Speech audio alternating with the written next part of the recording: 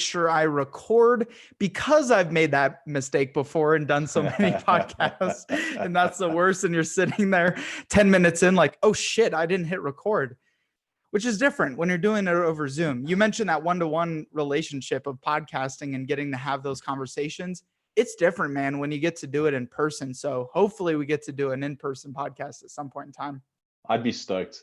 But we did a webinar and I did exactly the same thing. And there were 4 people. So it was invited guests. You just couldn't get them back. So the way we did it online is we did a recap. I had to recap what we had spoken about, which was dumb. That's hilarious. Well, first off, appreciate you making the time, man. It's great to see you as always. And it's really cool getting to do an interview with someone who you know a little bit more than just kind of the cold guest. So it's an honor. And as a quick way to get started, give us a 60-second brag about yourself, synopsis of your career and what led you to where you're at today. Cool. 60 seconds is tough. It's the elevator pitch. I'm going to give it a shot. You time me. So probably the things that first and foremost most proud of is that I've been able to be married for 26 years and I've got 3 great kids who don't hate me. I think that's a great accomplishment, to tick off. I'm an entrepreneurial, I think a serial entrepreneur. Love opportunity. I can't, every idea seems like a good idea for me and I want to chase it. And I'm a technologist by heart. So I love tech and what it can do to change, disrupt, enhance the world. My background is in tech. I've been in tech companies my whole life, nice big ones, got to work with Microsoft many years ago, which was pretty cool. And after that got into online gaming and specifically gambling, not me gambling, but being in the world that built gambling with a group called Microgaming out of the Isle of Man. That was pretty cool. I mean, that was, rock star type stuff and really where I cut my teeth in the game. I got burnt out in IT a good couple of years back and jumped into marketing and media and spent 14 years building a publishing business that oddly enough had 14 magazines with hyper local community stuff. And the last 2 years, while still being a little involved in that, I've stepped away, but I've got back into tech and loving it. So I've gone back to my calling. But I'm a proper propeller head, Connor. I love tech and I love connecting with people. Propeller head. That's hilarious. So you're born and raised in South Africa and still live down there, right? Correct. I'm in a little surf town on the east coast of South Africa. I think the WSL, the World Surfing League, holds an event out here, so we get to see all the big surfers come out. But yeah, it's Africa, bud. It's real. A lot of sharks down there, isn't there? Isn't there a big thing about sharks? Listen, no, we're not going to digress and go down rabbit holes. But I was in LA in San Diego, and I was chatting to a guy at a surf shop, and he was like, the minute he heard South Africa, he was like, oh, sharks. Oh, Kelly Slater, and I think it was. And those are the first thing that came to my mind. Yeah. Right. Yeah, he was at J-Bay. And no, you guys have more sharks in flipping California than we do. So we're just not good at hiding the fact that they sometimes try to eat people, Connor. So, but yeah, we have a couple sharks. Yeah. So what was it that led you into the technology path? I was really, really young, if you want to go back that far. So it was, that time, I think I got a really old clapped out PC. It was the one with those big discs that just to boot up, you had to put it in and out and get them to boot. And I think like even people today, I was a gamer. I started playing these stupid little games with tanks that went around and shot people. And I remember doing my first all-nighter and skipping school on a strategy game when I was in high school. And that got me excited. And it built from there. I was always a closet gamer and techie. And I actually qualified it as a buyer. So, in procurement, logistics, supply chain. And it was in a big telecoms company where the guys saw that I had this calling to understand business process, but in the same time, I understood tech. And they used me as a translator in a SAP project. And at the end of it, they were like, no, dude, you're not going back to business. Like you tech, you got to stay here. And so I did, I studied it and I got involved, which was cool. Yeah, I think it's extremely valuable and interesting. And something I've learned from you, personality type, is really understanding tech and development, but with a business mind around it too. A lot of it's kind of almost like a lot of entrepreneurs are kind of one side or the other. You've got this really good balance. How have you refined that over the years? I told you I was a serial entrepreneur. So I made so many mistakes, and I really have. I'm not like, it's the story and the garage. No, I really, really have. I chased too many things. I wrote my first piece of software myself for a little real estate agency. I botched that properly.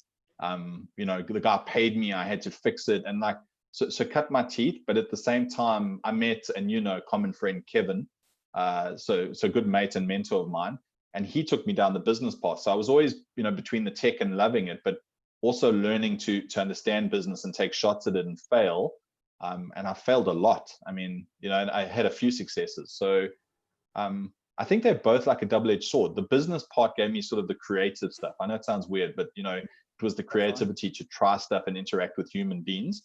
And the tech stuff was like just the tech stuff. So I don't know, maybe I should have stuck to one. I never know, like, retrospectively looking back, maybe I would have been more successful, but I've loved the journey. I've loved doing both. What do you feel like you've learned most from some of the mistakes you've made over the years? Probably the biggest thing I've learned is stop running at every single idea. The shiny object syndrome. Oh, bad. I love it. Yeah, absolutely. Like we use the expression squirrel from over the head. And that's me. Like I'm like squirrel. So that's been my biggest, when I've locked down and focused, and I've had a problem with focusing, but when I have locked down and focused, I've got my best gains and my biggest wins there. And I think the second thing is, I'm a little bit of a fan of like King Arthur and the Knights of the Round Table. I've often said I don't want to be King Arthur. I want to be the knight to his left or his right that goes and slays dragons and go into dark forests. And so I've never done it alone, I guess is the point. Like I've always wanted to have people with me. When I have a new idea, I want to go on the journey with people. It's far more fun for me. I'm not a loner. Yeah, I think that's really important. I think it's something most creatives struggle with is that shiny object syndrome. Do you do anything like particular to kind of rein that in or focus that in over the years? No, I just don't have the attention span. It's just the passion has kept you like on a single track. Yeah. I've tried to rein it in, like, from meditation to making lists of where my lists are.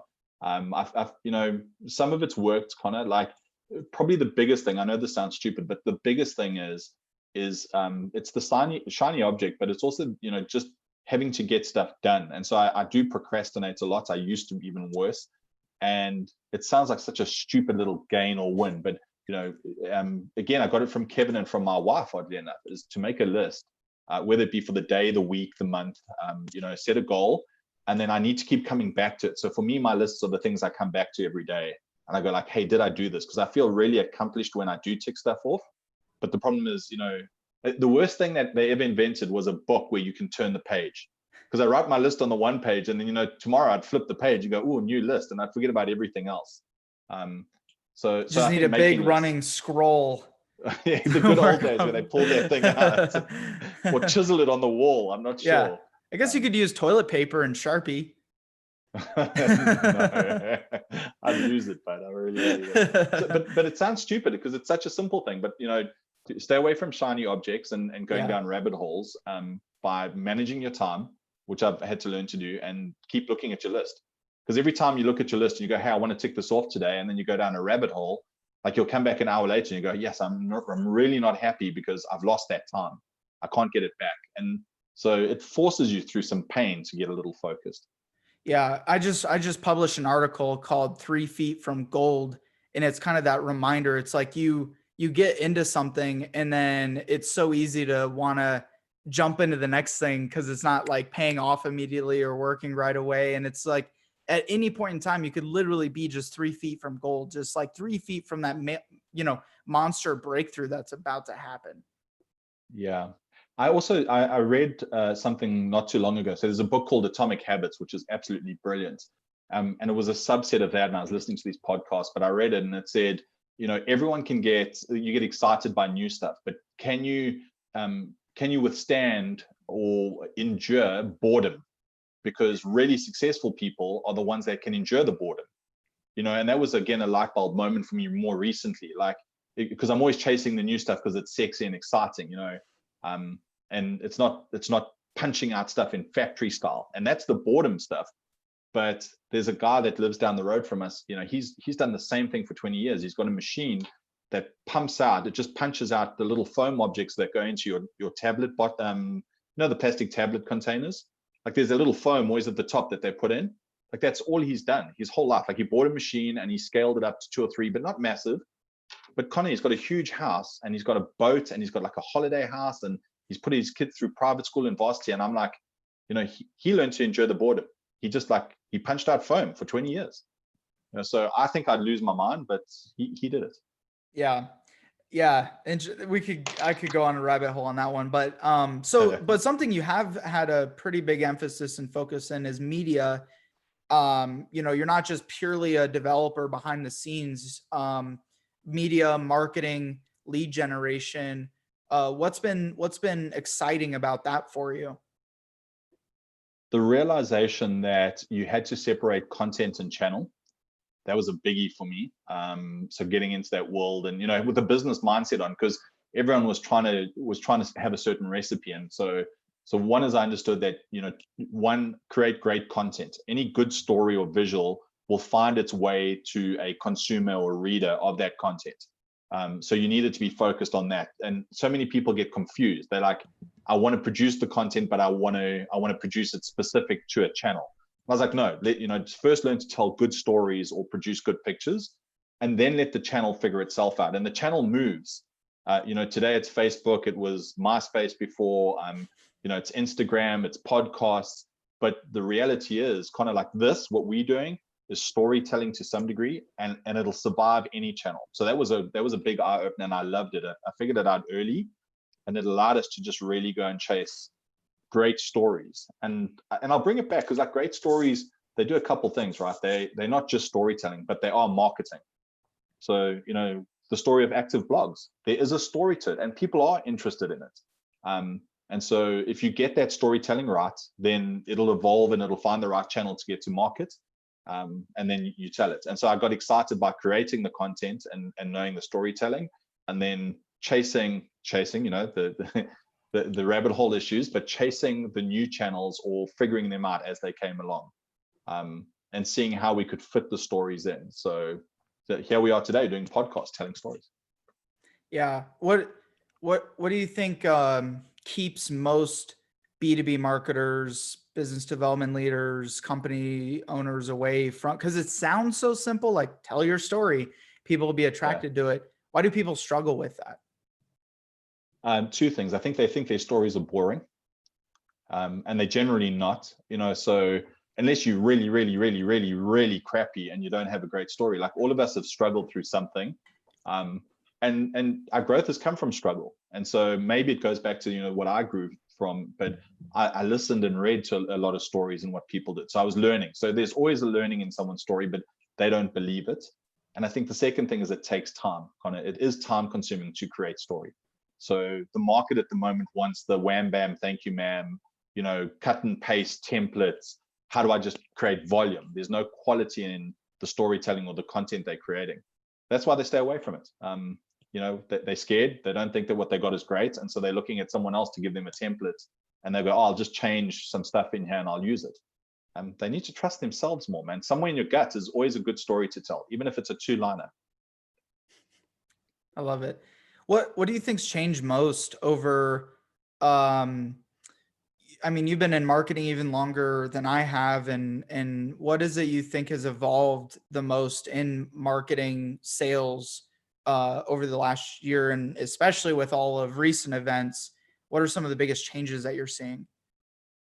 So tough to say what's evolved. We read the landscape like everyone else and stuff, but what I'm seeing has happened in the last year is sales have become harder.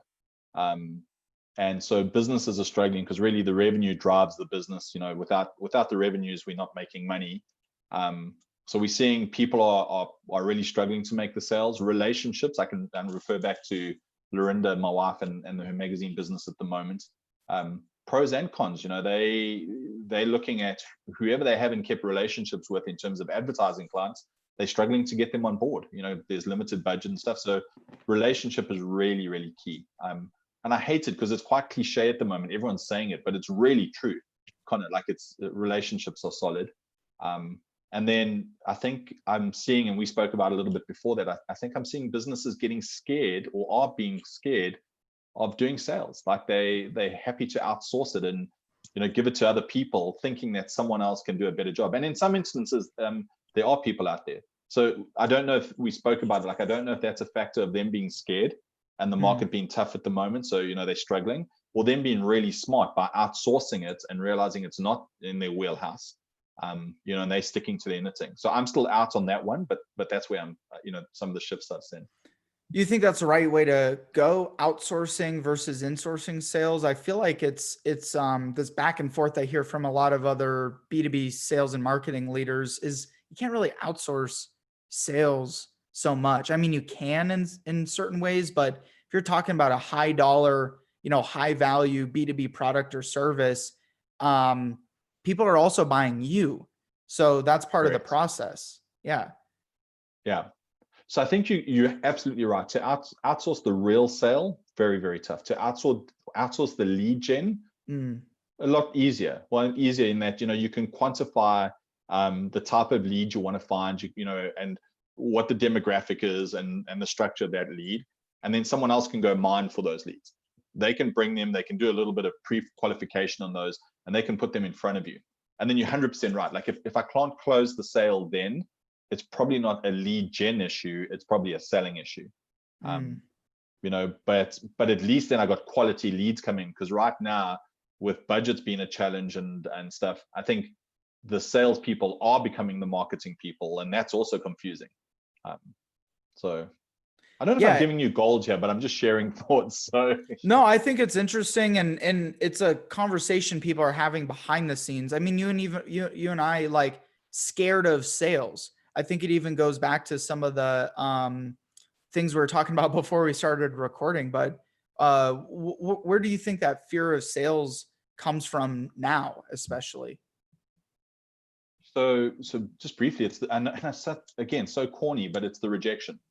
Budgets are tighter now, things are tougher now, people are holding their money more now. And so if you thought you were half okay at sales in the past, you better harden up, because rejection's coming quickly, and so worse than ever. It was a 1 in 10, it's a 1 in 100 now. And how long can you take a beating, not closing out and having your boss shout at you because he wants the revenue numbers? So that's the challenge. I think sales are becoming harder because money's tighter at the moment. Yeah. Do you have any recommendations on rejection or avoiding, or not avoid? You can't avoid rejection, but how do you navigate that as a business owner? I mean, you've faced a number of challenges over the years, but you just keep pushing. Tequila. Yeah. I like that answer. It's a good answer. So now, are we talking tequila like all day, like starting in the AM, like tequila and coffee? No, at the end of the day, when like building businesses like they used to back in the early 20s, like the madman style, just drinking early in the morning throughout the day. I reckon if I did that, I wouldn't be functional. I won't lie, but probably more later in the day.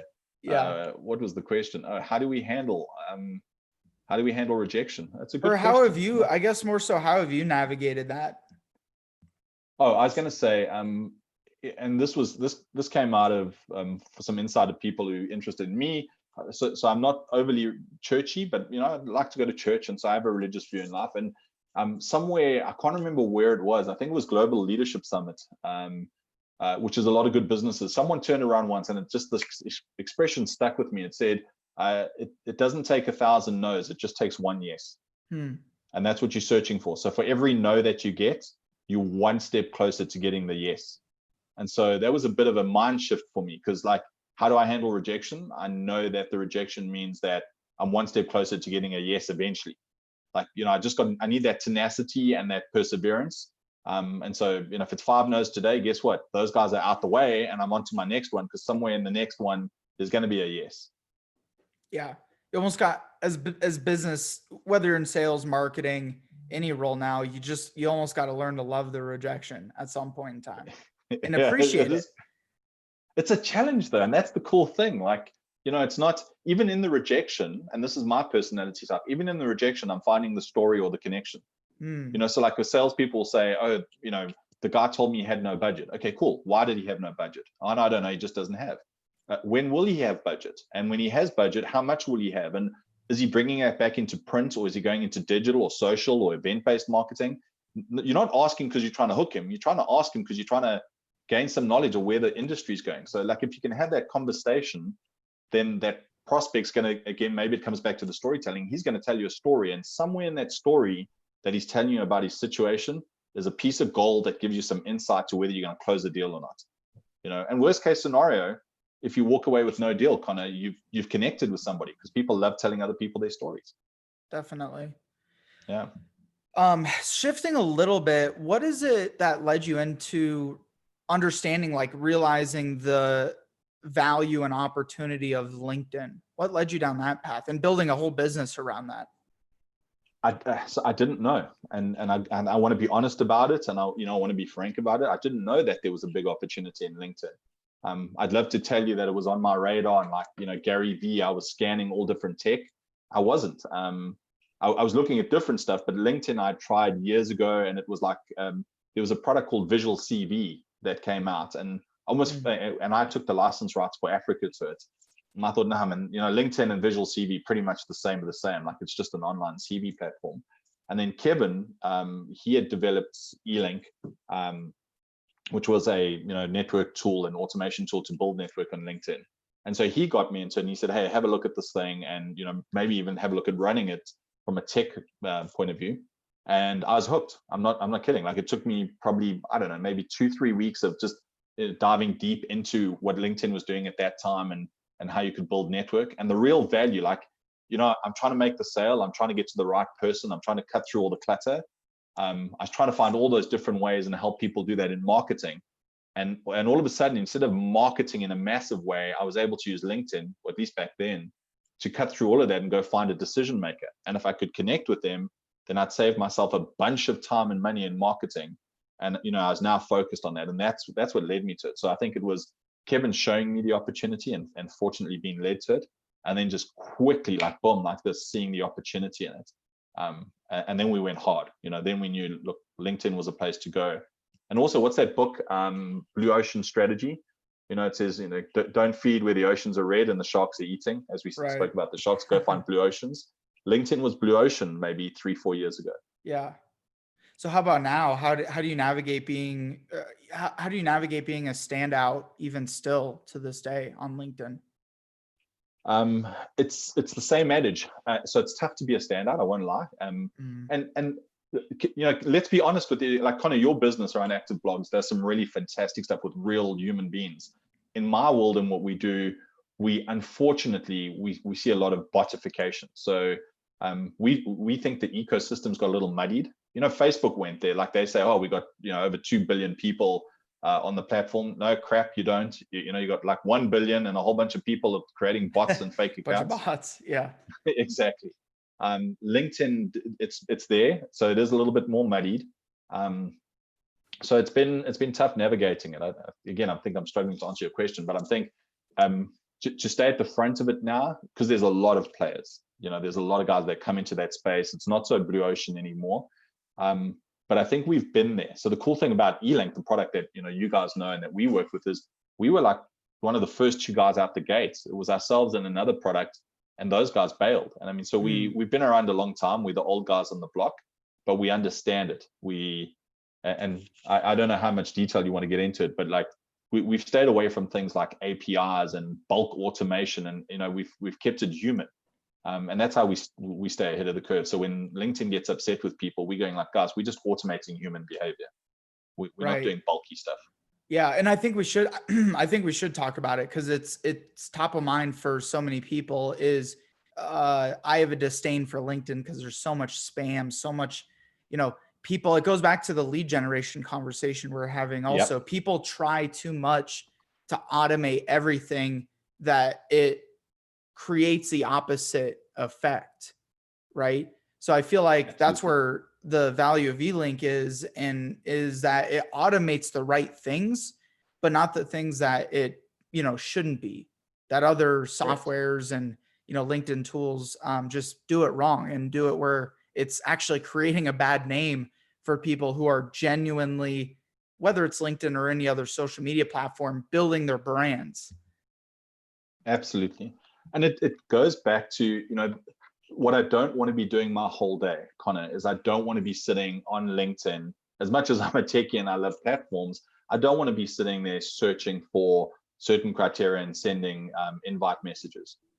Yeah. But in the same breath, and I've had this, like I've scaled my network down.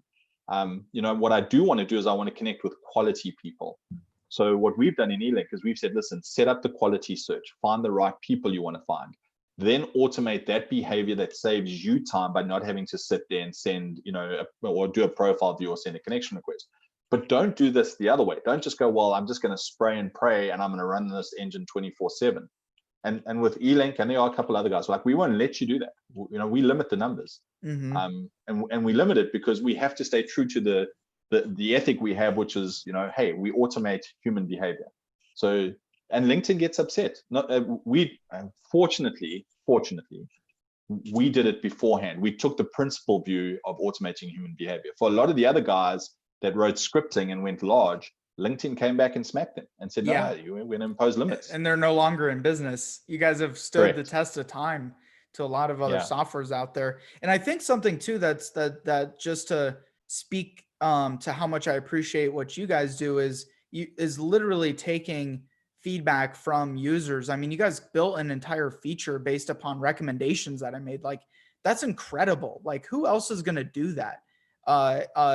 Based on a partnership that you have and not knowing where it's going to bring you. And like all of my clients that I recommend using the tool, it's their absolute favorite feature because instead of doing, again, what a lot of people are out there just blasting, spamming messages, sales messages, I love it because the limiting factor between doing more business or less business is getting in front of more people the right way.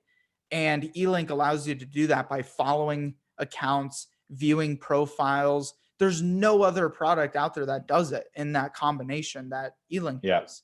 And you guys built that on feedback because that's human behavior. I'm the one who's there manually testing this stuff. I'm like, oh guys, I'm getting a lot of engagement with this practice. Absolutely. So we are the team, I think you've interacted with Sage and stuff. Like we are resident techies. When I say techies, like we've got proper developers that are building the application, but we wanted to eat our own dog food or have you guys eat our dog food and tell us how it tastes. And we wanted to be genuinely interested. And so that's really important. It's not dog food, my friend. It is filet mignon. Okay. I'll take it. It's South African lobster and steak. We got thick steaks, but thanks. And a great compliment, but it's a mindset, and sometimes it works, sometimes it doesn't. We could have been out on the street, but for us it was key to interact with guys like yourself where you go, hey, we doing this for customers and here's what we're at, and wouldn't it be great if we could see this? And we'd look at it and we'd go, absolutely, it's one of 100 things that would be great, but it's so much better when our customers come back and tell us, hey, this is genuine, this isn't like a good idea, I'm using it and I'm having a limitation and I'd love to be able to get through it. And the market shifts, kind of like you say, like, one day it's this feature and then you'll run that for a couple months and then you'll come back and you'll go, listen, that thing the other guys have jigged onto, and so we changing it up a bit, and so we just trying to evolve the whole time. But the best feedback's your customers' feedback, that. I mean, if we build to your needs, then we staying on track. Yeah. How would you recommend, I can't even remember how I got connected with you guys 4 years ago now, almost. We've known each other almost 4 years, I think. What recommendations would you make to other business owners and developers who are trying to scale and monetize a software-based product? Wow. Sure. To other guys, so other software developers looking to scale? Maybe more so from conception to actually like monetizing and marketing your software. What were some of the steps that you went through? Sure. So we're doing the same thing at the moment on a slightly different product, which is a piece of software that chases people with outstanding accounts. It's not debt collection, right? It's literally if you've got outstanding invoices and they're aged, you use the software in-house, and so it helps you. So it's called Carol Collect. similar to the same automation. So I can use real examples at the moment. The first thing is kind of like we're in this every single day. It sounds weird, but if you're building a product or you're taking something to market, it's not conceptual anymore. So start with a minimum viable product. Start with something that you know will meet a need. This is quite cliche because everyone says it, but it's true. And then just churn it every single day. So like every single day, the team and I and the team in Albany and in New York State, we're chatting about what's the experience, like what is the customer experiencing. We're able to track places where they click on the application and where they don't. So usage, whether it be software or another product, like how are your customers using it, getting that feedback and them coming to you and saying, listen, this is a hurdle and I don't like this. And, your gateway is really irritating to integrate. And just refining. So like we have very fast development cycles, we have sprints, we get that product out to market quick. So that's the one side, is just get the product refined and polished. They say it's like polishing a turd, but this is a good turd, man. So we polish it and so that refinement is key for many, many different reasons. One, which you spoke about, like one is we get to understand the product in depth. Two is our customers see us extremely responsive and like we keen. And then once we find that sweet spot, like once we go, listen, the customers aren't talking to us as much because they're not having challenges. Then the other thing we figured out in promoting and marketing a product, and we've really tried to sell the hard way, kind of like, man, from Facebook ads, which do and don't work depending on your product, to like shorts of standing on the side of a street with a sign. It just feels like we've tried everything. The best possible thing, as so corny as it sounds, is relationships. The minute you connect with an Active Blogs, a Majestic, like guys that you build a relationship with, and the guys start small and they just, it scales. And so word of mouth and partnerships, instead of just trying to push straight to consumers, which I think a lot of software business owners do. They try to mass market, versus what you guys have done is built with agency partners like us. And that's allowed you to scale much quicker. Yeah. And also to like be willing to have the conversation. We're a SaaS model. So, we're always torn between wanting to really not engage the customer because, the tech guys don't want to do that. But the reality is more so than ever before, Sage is doing demos every single day. So just getting the guys on one-on-ones and going, listen, let's step you through, because the guys are going, oh, the software is intuitive. But the users, when they start out, a little bit lazy. So don't be willing to put in the hard, I don't know if the term's used in America, but the hard graft. Roll up your sleeves, meet with the customer, like get on a call and go, hey, here's where we're at. And if you're not matching, go, listen, we're not the product for you. We did this a fair bit, like, hey, we're not the product for you, but we know of an alternative product that's really close. Give them a shot. Don't be scared to do that. Customer will love you. Like even if you lose the sale, he's going to go, those guys are great because guess what? They're worried about me. Love it. And that goes back and to hustle, but sales skills. Hustle. Don't just think you can sit back, build something, and then people are just going to like flood to it. I mean, the product's under $100 and you're still doing these in-person demos and work. And that's the stuff that these other, even just speaking to LinkedIn softwares aren't doing. They're not doing that. I guarantee it. So again, I do like Gary Vee. I don't model everything off him, but he said something once that resonated with me. And I think I'm a relatively intelligent guy, but kind of, if you understand the game of rugby or American football, you'll always understand no matter how big and fast you are, there's always someone bigger and faster, right? But the one thing I can tell you in our team is that we're not scared to work. And so Gary Vee once said, he said, hey, I might not be smarter than you, but I'll outwork you. And I'm really blessed to have a team that they work hard. So my day starts, it's just start of your day in America, and we service the American team right up until 5 p.m. Eastern Standard Time. But I'm starting at 8 a.m. South African time. So, I'm working, what is that? It's a solid, like probably 12, 14 hours a day. 12, 14 hours a day, every single day, Monday to Friday.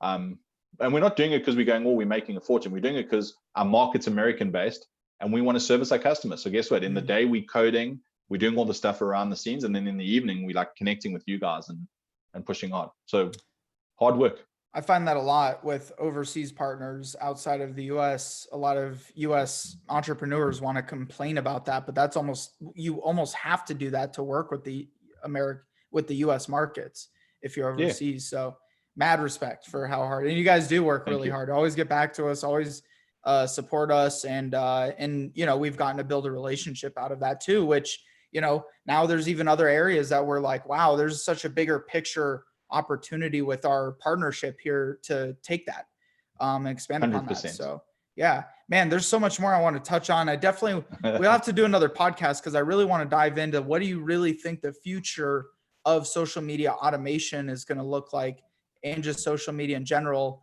which we can touch on here briefly. But I want to make sure, is there anything else like super duper top of mind for you that you want to make sure we hit on before we wrap up? No. So, and I appreciate the opportunities. I know you gave us the shot, and I think what's important coming out of this is, a lot of people will take the opportunity to do a product plug and I'm being legit and I'm being honest here. That's not my intention chatting to you today and doing this stuff. Like, one is, I just love the connection and we're building a great relationship. So it's just shooting the breeze with someone. But I'm hoping someone who's listened, if they've got one nugget or one little thing out of this, I'm stoked. Whether it be someone like trying to just start a business and go, hey, I like the way Justin said this or that.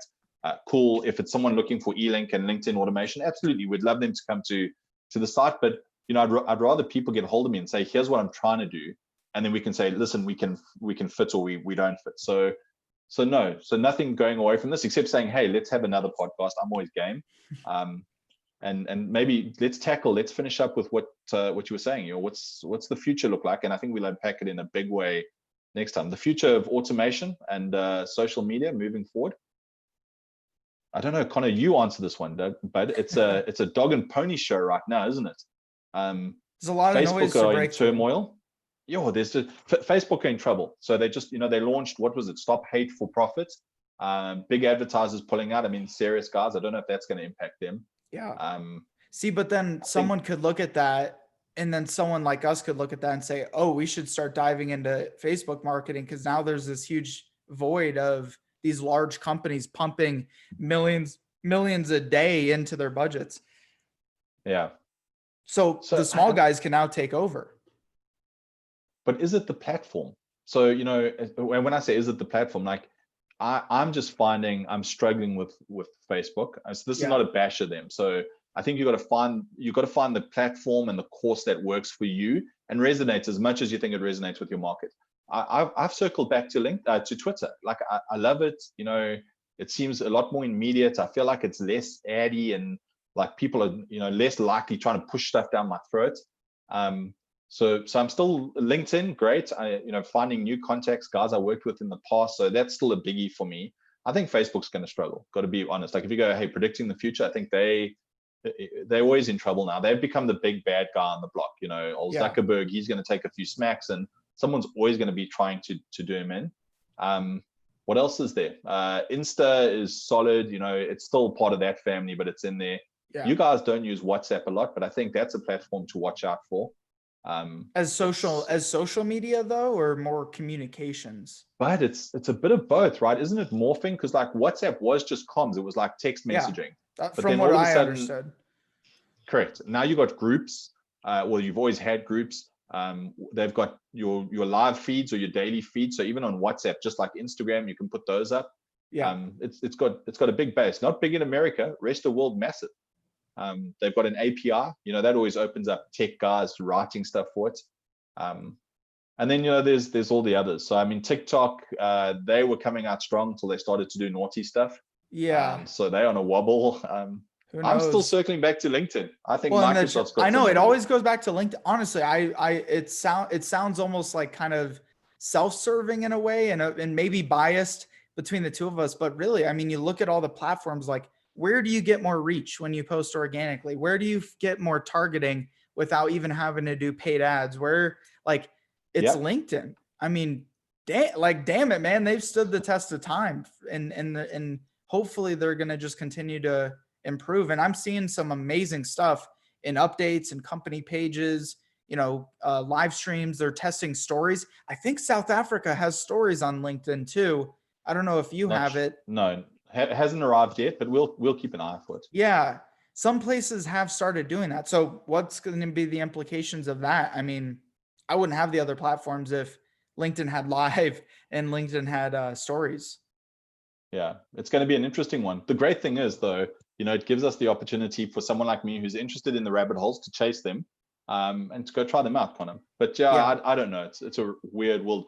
What's happening to print? we've got another foot in print. And I mean, half the world says print is dying, and COVID really has given it a smack. But then, hush puppies came back into fashion a couple of years ago. Prints, records and vinyls. So yeah, True. print's hurting, but it's still a channel. Everything goes full circle. Everything goes full circle eventually. I think the next social platform that's going to win is the one that's going to involve virtual reality and us being able to have these, with Corona, lack of travel, we're going to have another pandemic, precedence is set. The one that'll allow us to feel like we're sitting in the same room talking to each other and still have some sort of social feed. I believe that will be the next evolution, and it's going to topple YouTube, Facebook. You can, there's so many different implications of that. Almost like that Ready Player One type world. But I think it's going to be a little staler than that in the beginning. And just like literally, I have a business meeting with my buddy in South Africa, and we're just going to sit down in the same room and stream content out, And you're absolutely right. So this platform's great. We're on Zoom now, right? So this is good, but it's sort of invite based and stuff. Can you imagine doing the same thing on a platform where, let's say it was LinkedIn, and so because you trust LinkedIn more than Facebook, with this, there's an old ex-girlfriend that you may be connected with on Facebook that you just don't want to let into a room on Facebook. But imagine having this type of discussion on LinkedIn with professional guys and going, hey, I just saw, that Kevin's jumped on and he's watching, let's bring him in the room. And amalgamating the Zoom real live chat or virtual, and then bringing that into a platform. You're right. And LinkedIn's teed up for it because it's professional. So we want these types of chats and stuff.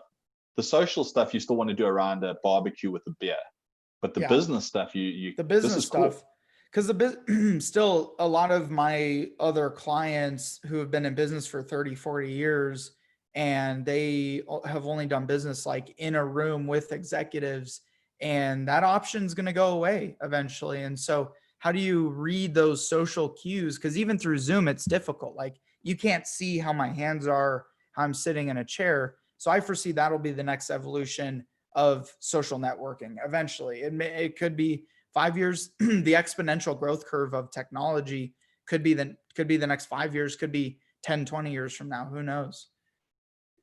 And now, Connor, guys are gonna, and I know it sounds like a plug, but guys are gonna still need help figuring out how to take those platforms and how to leverage them and sell in them and market in them. And so there's always going to be this help, as it comes along. They're going to need guys like you and I to go and chart away, understand it, and then help them understand how they leverage it. But in always going back to an authentic, genuine way. Don't leverage it for spam. Leverage it in a way that it's using the best use of my time, no matter what the platform is. Yeah, uncrushable, baby, undefeatable industry. Well, cool, man. Well, awesome. Super grateful for your friendship and for coming on and sharing. And we'll definitely do another podcast again. You're welcome anytime. And how, in wrapping up, how can people follow you, find you, get into contact with you? So I just said I'm on Twitter, so go find me there. It's Justin Scott ZA or ZA, as you guys would say it. I'm on Instagram, Justin002 or Justin S002. But probably the best way is, and just find us on eLink. So if you search eLink Pro, you're going to find us on most platforms, and it's either myself or Sage or one of the team in there. But yeah, I would love to. Guys can mail me info@elinkpro.com. Just find me. It's not too difficult. You stalk me a little bit, look for the chubby guy that's in tech. Hunt the man down. Exactly. And please do it. Like people listening and stuff. I love connecting with people. Really, really do. So if something's resonated, like connect, send me a message, please do. And Connor, to you, thanks, buddy. I appreciate it, man. Really, really appreciate connecting with you and having this opportunity. Definitely. Can't wait to do this in person here soon with some tequila. Tequila. Sounds good. Buddy. Take it easy, brother. Yeah. Thank you, guys. Those of you listening, don't forget, make sure you go